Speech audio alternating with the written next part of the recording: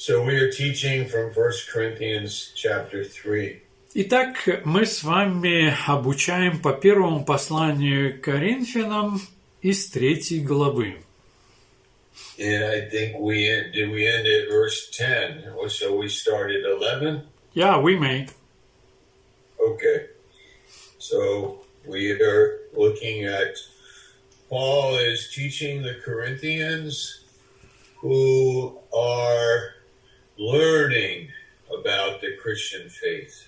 Итак, Павел обучает коринфян, которые изучают и обучаются о христианской вере. And he uses a phrase, which is this phrase, don't you know? Don't you know? И он использует эту фразу «Разве вы не знаете?» It's 1 Corinthians 3:16. Эта фраза в 16 стихе 3 главы 1 Коринфянам. Yeah, don't you know that you are the temple of God? That phrase, don't you know, is used, let me see, 10 times in this epistle. В этом послании эта фраза «Разве вы не знаете?» используется 10 раз. And I think that's an important phrase because he is saying to the Corinthians that there are certain things that you should know, because if you are spiritually minded, you will know and understand some things. И я думаю, что это очень важная фраза, потому что если вы являетесь духовно нацеленным, то вы будете и воспринимать, и понимать определенные вещи. But he is concerned that they don't know. Но его озабоченность состоит в том, что они не знают. And that is a lesson for us. А это является для нас определенным уроком. And the question we should ask ourselves and as pastors, our churches, to find out how mature people are. И вопрос, который можно было бы задать нам, как пасторам, о церкви, насколько зрелыми являются наши церкви. So he is teaching them, they are carnal people, Christians that are carnal, they are divided, they have party spirits. И он обучает этих христиан, они плотские христиане, у них есть разделения, у них есть различные духовные группировки. There is jealousy, имеется зависть, division, разделение. And so he is going, in this epistle, we see him leading the church in a deeper spiritual understanding. И мы видим в этом послании, что он ведет церковь в более глубокое понимание. In verse 10, he said that he's a wise master builder. В 10 стихе он говорит о себе: «Я, по данной мне от Бога благодати, мудрый строитель». And I believe that about ourselves also in the ministry of greater grace, that we have learned how to build up people in the faith. И я думаю о нашем служении Greater Grace, что мы являемся служителями, которые научились, как людей ободрять в благодати. That we have to build wisely. И то, что нам нужно созидать и строить, это все очень мудро. Our motivations cannot be carnal. Наши мотивации не могут быть плотскими. We cannot be motivated by pride. Мы не можем быть мотивированы гордостью Or by money. или же финансами, or by popular opinion, или же популярным мнением, or legalism, или же законничеством, or have a religious spirit. или же иметь религиозный дух. We have to build through Christ by taking up the cross and understanding God's thoughts. Нам необходимо созидать через Христа и нести крест, понимая Его мысли. So in verse 10, Paul said that we have to take heed how we build. И вот в 10 стихе Павел говорит, что нам нужно обратить внимание, как мы строим. If there is a man who says, I'm going to start a restaurant, and he thinks about it and he goes, no, I will not start a restaurant. I will start a church. And he thinks about it the same way. И, например, есть человек, который намеревается, может быть, я начну и построю ресторан. И затем он думает, а может быть, я построю церковь. И он думает о том и о другом одинаковым образом. Or he says, I want to start a used car lot, a used car business. I have a good personality. I like people. I'm a good businessman. Oh no, I think I can start a church. I'll start a church. Или же он может так подумать, почему бы мне не заняться бизнесом по продаже подержанных автомобилей? У меня хороший характер, я лажу с людьми. Стоп, а может быть мне церковь организовать? Yeah, this does not work. Нет, так не работает. That is not from God. Это не от Бога. There has to be a walk with God through the cross. Должно иметь хождение с Богом через крест. There has to be the filling of the Spirit. Необходимо, чтобы была исполненность Духом. The walk of faith. Чтобы было хождение веры. So there is a foundation that has been laid in verse 11. Так что было сделано основание, оно положено, и об этом мы читаем в 11 стихе. For other foundation can no man lay than that is laid, which is Jesus Christ. Verse 11. 11 стих. «Ибо никто не может положить другого основания, кроме положенного, которое есть Иисус Христос». That's the foundation. That's the reality. That will last forever. That work has got a real foundation. That's from God. Посмотрите, какое основание. Это Иисус Христос. Оно положено и будет длиться вечно. Это от Бога. Такое основание. But let's put in there some other foundation. Но давайте вставим туда какое-то другое основание. A man's personality. Например, личностные качества человека. Or an organization like a church, like the Catholic Church, a ecclesiastical organization is the foundation. Или же пусть у нас будет в основании некоторая церковная организация, например, церковь католическая. But God tests the hearts. Но Бог проверяет сердца.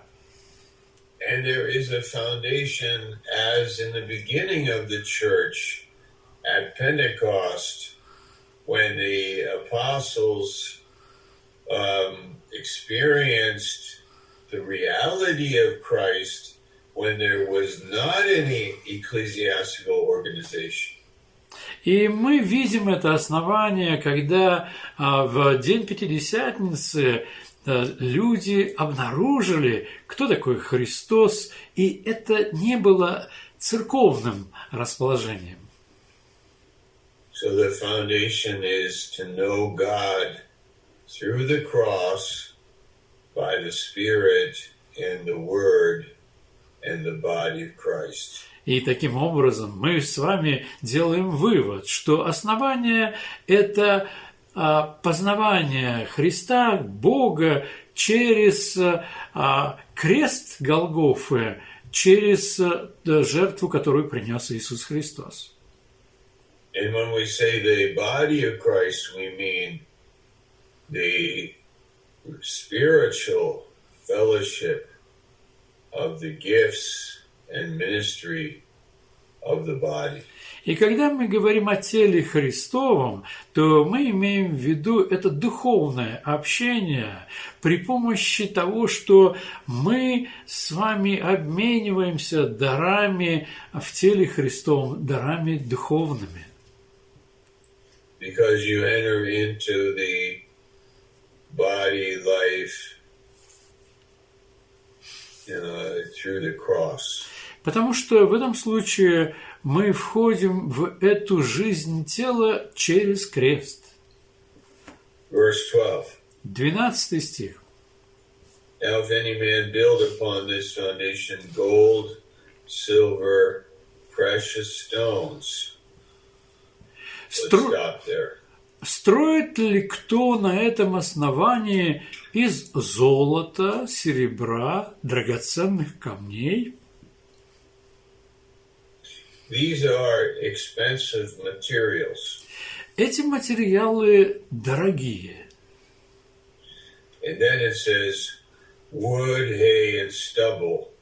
Those are not expensive materials. И затем он говорит о других материалах. Это дерево, сено, солома. Они недорогие. So we could be living with the right foundation and then build with expensive materials or build with inexpensive materials. То есть это обозначает, что мы можем жить на правильном основании и затем строить или же при помощи дорогих материалов, или же при помощи дешевых. And so let's explain how we build. Так что давайте объясним, каким образом мы строим. Expensive materials represent our costly motivation, our motivation. The expensive materials represent a couple things. Number one, our motivation. И вот дорогие строительные материалы, они представляют несколько вещей. Первое – это наша мотивация. It means that I'm not motivated for my self-interest, but through the cross, I've given up my life, and now I serve, and that's those precious metals. И это означает, что поначалу я могу использовать для себя что-то, а затем я понимаю, что происходит другое.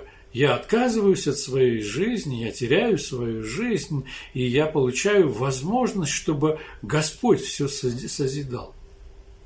So let's say somebody is a pastor because they're motivated by self-interest. Предположим, что есть некоторый человек, он пастор, и мотивация у него собственный интерес. They're thinking of, let's say self-interest means they're egotistical, or they're motivated by what people say or think about them, or they're motivated by money or something like that. И в этом случае мы можем представить, что мотивации будут эгоистичные, или же они будут строиться из-за того, а что люди по этому поводу думают. So they build with wood, hay, and stubble. И в этом случае будет происходить, что строительство производится при помощи дерева, сена и соломы. And the building will collapse if it's wood, hay, and stubble. Когда такое рассматривается здание, то оно разрушится. It'll be burned. Collapsing is one idea, and here it says by burning, by these motives that are wrong, are burned up in the Bema Seat judgments. И здесь мы можем сказать, что да, в некотором смысле происходит разрушение, а в 13 стихе говорится, что будет испытано это, все это будет испытано, все эти дела, на суде Бема и сгорит. But when I bring my carnal motivations to the cross and give them to God, then He fills me with the Spirit, and now I'm motivated as a servant. Но когда я приношу свои плотские мотивации к кресту, то Господь, Он исполняет меня Духом Святым, и я становлюсь Его служителем. The second thing about the gold and silver and precious stones is the doctrine. One is motive, and the second is the actual teaching. Итак, первая характеристика этих драгоценных вещей – это мотивация. Вторая – это обучение доктринам. Yeah, so so the doctrine, meaning the teaching has to be correct. There has to be the correct teaching. So that I build as a wise master builder. I need to understand what I'm teaching people. Доктринальность обозначает, что это учение должно быть правильным. То есть я понимаю, чего я хочу достигнуть и что я преподаю людям. Mm-hmm. So we have motive, we also have the teaching. Итак, у нас имеется мотивация, а также имеется обучение доктринам. Verse 13. 13 стих. Every man's work shall be made manifest, for the day shall declare it, because it shall be revealed by fire, and the fire shall try every man's work of what sort it is. 13 стих. «Каждого дела обнаружится, ибо день покажет, потому что в огне открывается, и огонь испытывает дело каждого, каково оно есть». What does the day mean? The day shall declare it. И что же это за день, который говорится, что день откроет это? That's the day of Christ. Это день Господа Иисуса Христа. That's when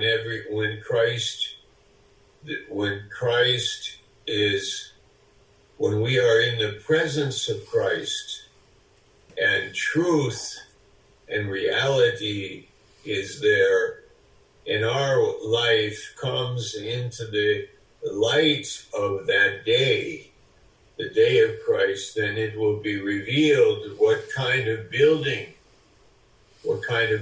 I have been building with, what kind of materials. И это практически обозначает следующее, что мы находимся в свете Господа Иисуса Христа, и открывается, какие же материалы я использовал в служении. And it will be revealed by fire. That means in the presence of Christ there will be fire, we could say, spiritual fire that will test what the building was made of. И это все проверяется огнем. Это обозначает, что когда мы находимся перед Иисусом Христом, в Его присутствии, то Его Слово – это словно огонь, который будет испытывать это здание, что оно из себя представляет. So that even today in our Christian life, as we are building on the foundation, we want to bring it into the light of Christ now. I would like God to test, to see how I am building, that I am careful to build with the right materials. И также и в сегодняшний день, когда мы созидаем и выстраиваем на этом основании здания, то мы хотим, чтобы оно строилось во свете. Я хочу видеть, что это правильный материал.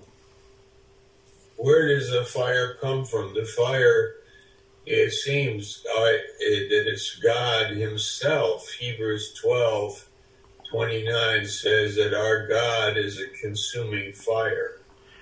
И мы, изучая Писание, обнаруживаем, что огонь – это сам Господь Бог, потому что в послании к евреям, 12 глава, 29 стих, говорится, что Господь Иисус является огонь пожирающий.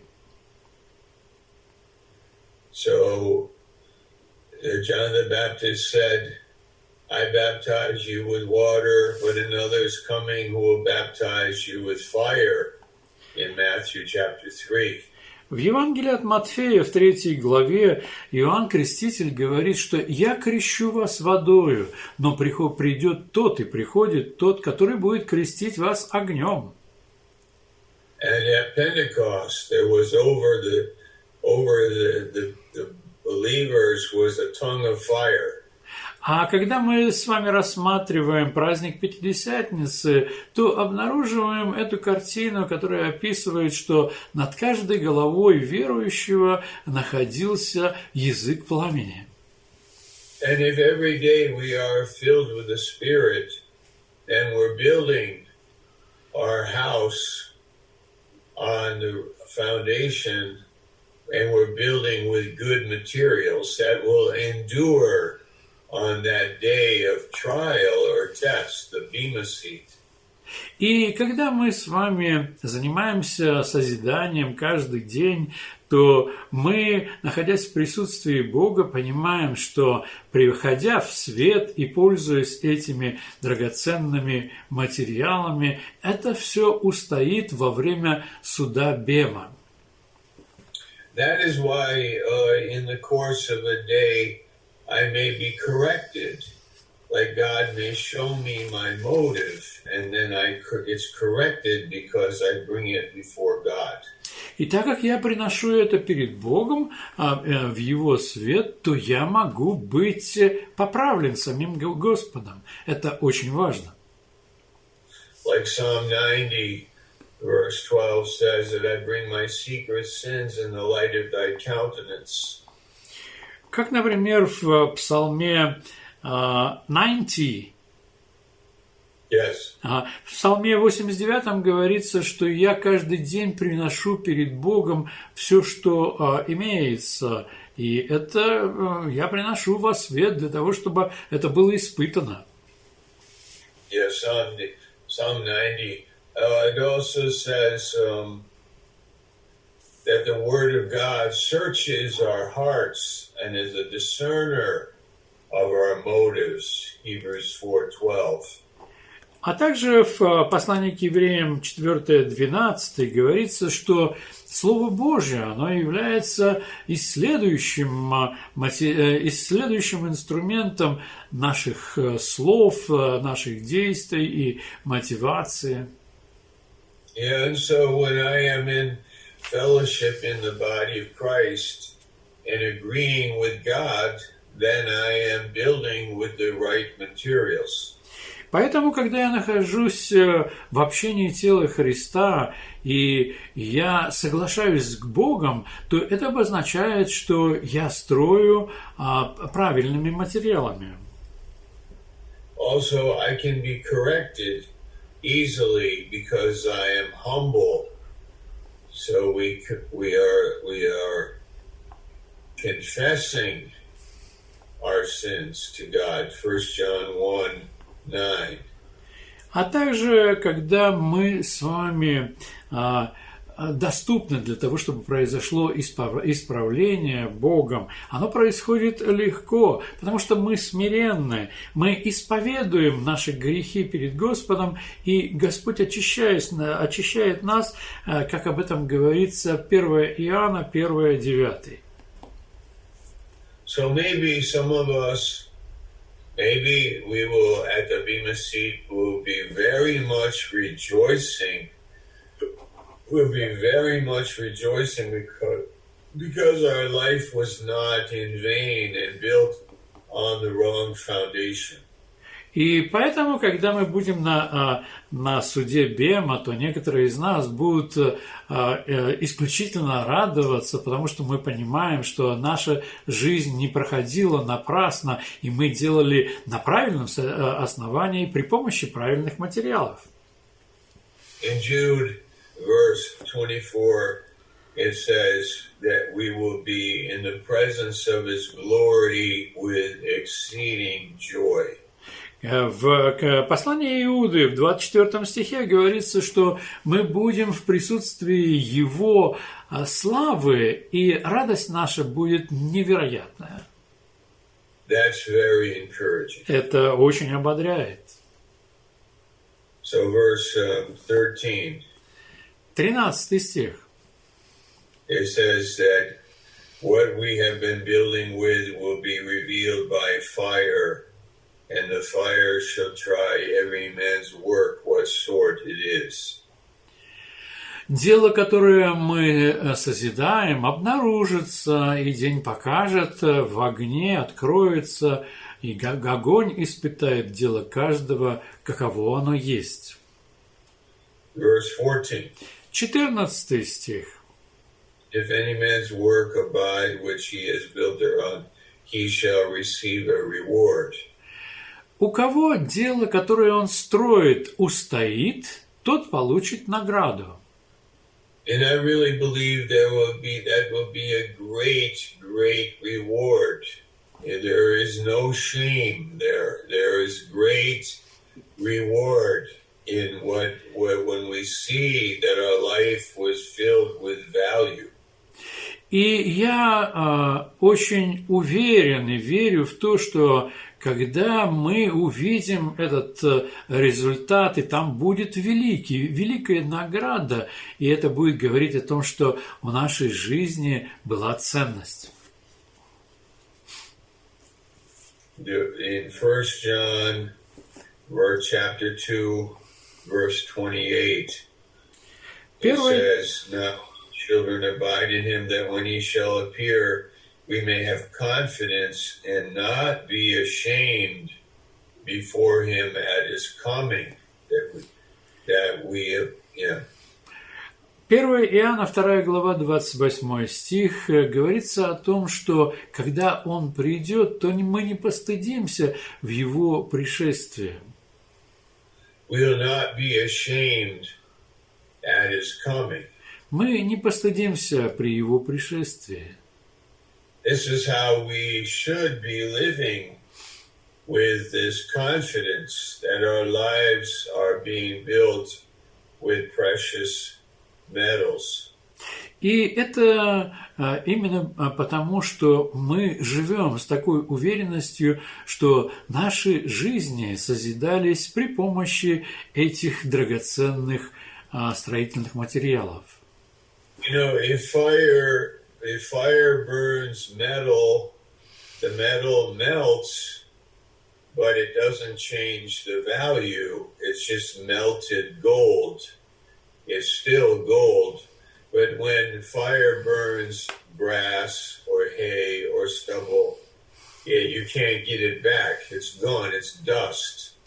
There's no more grass or stubble. It's just ash. It's over. It's gone. So it cannot endure the fire. И если мы внимательно посмотрим на действие огня, то если что-то, оно сделано из металла, металл в огне плавится, но тем не менее остается, это золото, оно просто в другом виде. Что касается, например, вот этих дешевых материалов, то огонь их пожирает и разрушает, будет только лишь пепел. Verse 15. 15 стих. If any man's work shall be burnt, he shall suffer loss, but he himself shall be saved, yet so as by fire.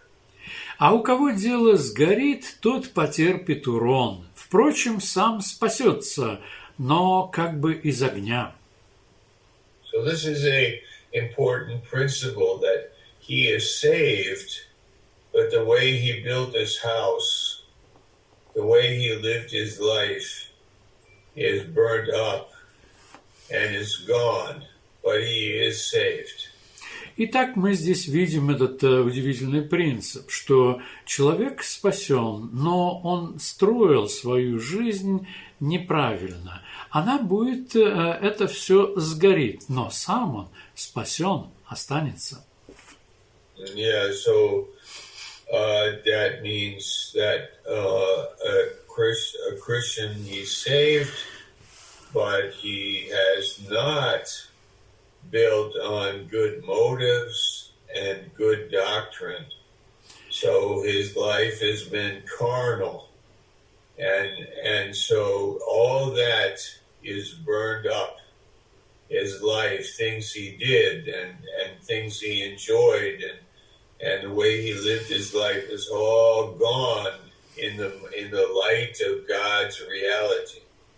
То есть мы с вами сталкиваемся с такой реальностью, что наша жизнь, она не только на том, что мы с вами имеем правильное основание, но также наш выбор, чем строить. Потому что если будет построено из неправильных материалов, то, может быть, мы и наслаждались в жизни, но это не будет иметь никакой ценности, потому что это все уйдет, пропадет.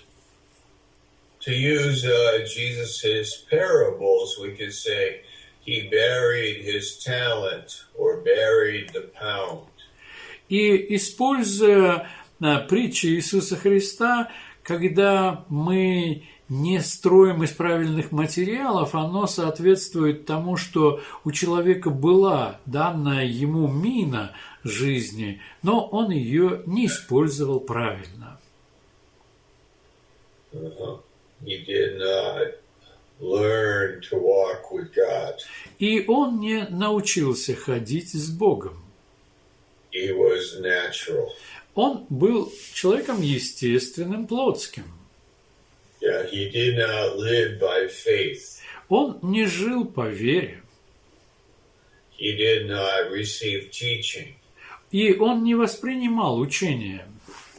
He did not check his heart. Он не проверял свое сердце. Yeah, so his life will be judged by God. И поэтому его жизнь будет претерпевать суд Бога.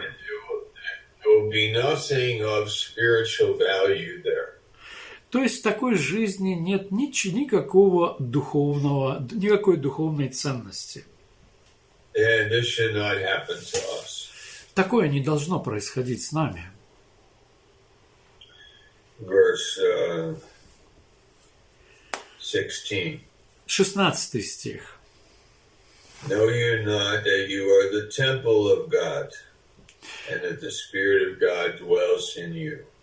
Разве не знаете, что вы храм Божий, и Дух Божий живет в вас? It means, do you not discern and understand? Like to the Corinthian church, do you realize, don't you know that you are the temple of God? И значение это такое, что, разве вы не знаете и не понимаете, у вас нет развлечения, что вы храм Божий, и Дух Божий живет в вас? And this compares with Isaiah 66, verses 1 to 3. И это может быть сравнено с книгой Исаия, 66 глава, и стихи 1 по 3. And so we are, those verses say, the whole earth is mine, the whole universe is mine, the earth is my footstool. Whom shall I live? What temple could I dwell in? I have no place. The earth is my footstool, but this too I will look to the man, for a man is my resting place. И там очень интересно, Господь объявляет о том, что, где вы построите мне храм? Вся вселенная моя, земля – это подножие для ног моих, а с кем я буду жить? Где место моего покоя? Ну вот где место моего покоя – это человек смиренный.